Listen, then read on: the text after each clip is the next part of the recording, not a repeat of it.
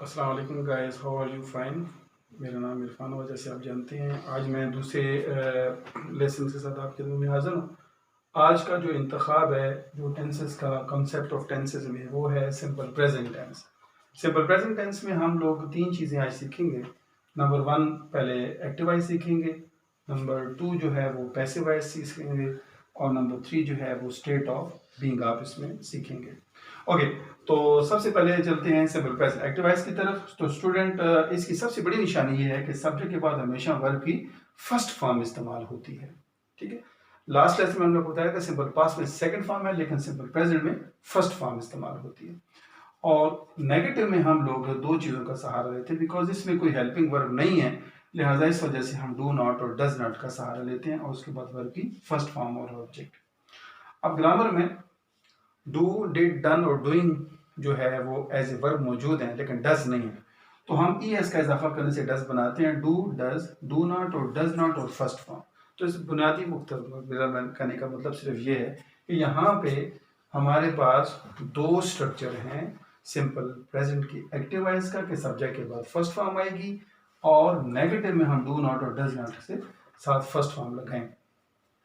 ये देखिए नीचे उर्दू में निशानी जो है वो ता है, ती है, ते हैं, ताहों वगैरह आप देखेंगे स्क्रीन पर। दूसरा, agreement of the subject with verbs. ये बड़ा स्पेसिफिक एरिया है, you will have to understand, because बहुत सारे बच्चे जो यहाँ पे मिस्टेक करते हैं। तो जो जुमला ही से, शी से, इट से या सिंगुलर से स्टार्ट होगा, वहाँ पे वर्ब की फर्स्ट फॉर्म के साथ या तो एस लगेगा, या आई एस लगेगा, या ई एस लगेगा।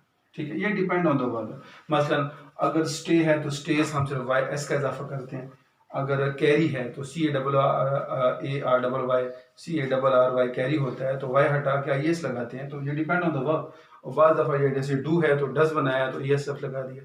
तो ये डिपेंड ऑन द वर्ब्स होता है। तो मेरा कहने का से ये है कि ही, शी, इट और सिंगुलर का जब आप इस्तेमाल करें तो वर्ब की फर्स्ट फॉर्म के साथ एस, आई एस और ई एस लगाना ना भूलें।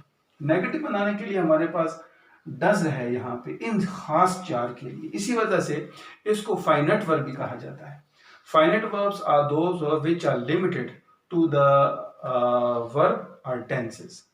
तो चूंकि सिंपल प्रेजेंट टेंस है, सिंपल प्रेजेंट टेंस में खास किस्म का वर्ब इस्तेमाल होता है ही, शी, इट और सिंगुलर के साथ। इसी वजह से वो वर्ब जिनके साथ एस ई एस लगता है उनको फाइनाइट वर्ब कहा जाता है, because they are limited to a tense and verb. दूसरी बात, जो जुमले I, we, they, you plural के साथ शुरू होते हैं उनके हम एस ई एस का इजाफा नहीं करते, सिंपल फर्स्ट फॉर्म लगाते हैं और डू नॉट का नेगेटिव बनाने के लिए इस्तेमाल करते हैं।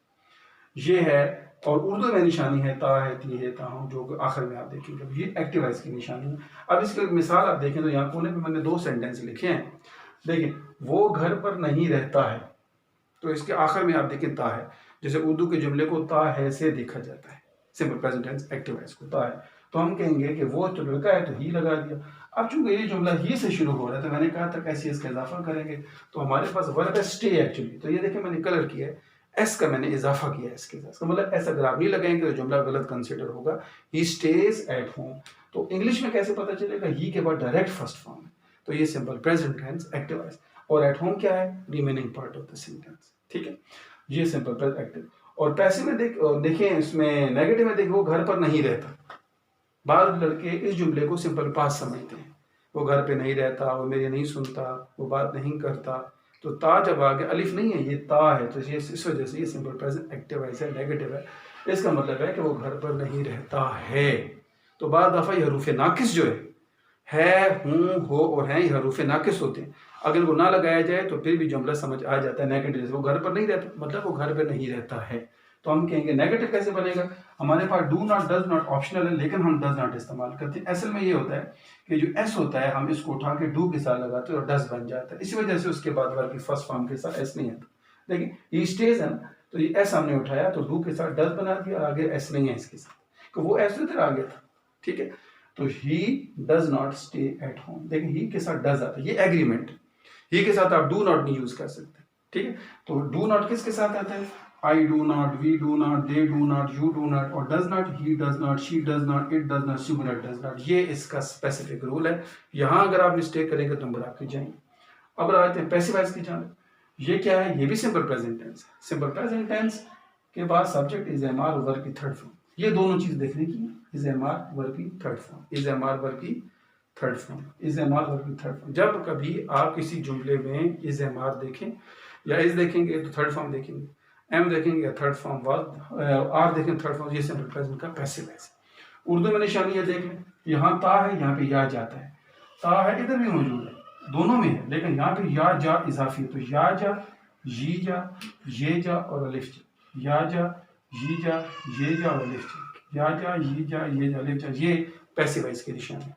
ता है जो है, ती है, ती है, ता हूं, ये सिंपल प्रेजेंट एक्टिव है, तो ये सिंपल प्रेजेंट एक्टिव वॉइस का सिंपल प्रेजेंट का पैसिव वॉइस है इसका स्ट्रक्चर। अब आप देखें निशानी, शरीर लड़कों को सजा दी जाती है, दी में ये जा मैंने अंडरलाइन किया है, ती है सिंपल प्रेजेंट का पैसिव वॉइस है, तो शरीर नाटी बॉयज जो कि ज्यादा हैं तो आर लगाएंगे, तो पनिश्ड, ठीक हो गया। ये सिंपल प्रेजेंट के पैसिव वॉइस की निशानी आप देख सकते हैं। उसके बाद आखिर में स्टेट ऑफ बीइंग है स्टूडेंट, इसमें नाउन प्रोनाउन आएगा, ये लिंकिंग वर्ब है, रेस्ट ऑफ सेंटेंस कॉम्प्लीमेंट कह सकते हैं, है, हूँ, हो, हैं।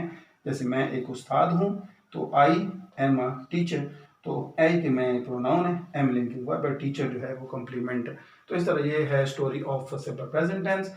और इसमें आप जरा देख सकते हैं कि ये कैसे सिंपल प्रेजेंट टेंस एक ऐसा टेंस होता है कि जिसमें फैक्ट्स बयान किए जाते हैं, यूनिवर्सल ट्रूथ होता है, हैबिचुअल एक्शन होता है, the things which always happen at a regular basis called simple present tense. मुझे उम्मीद है कि आज के इस लेसन से ज़रूर आपने फ़ायदा उठाया होगा। अगर आपको किसी किस्म का कोई सवाल है, कोई समझ नहीं आ रही है, तो कमेंट सेक्शन में आप लिख सकते हैं, इस इसका इंशाल्लाह आपको जवाब भी दिया जाएगा। Thank you so much, may God bless you, stay home, stay safe.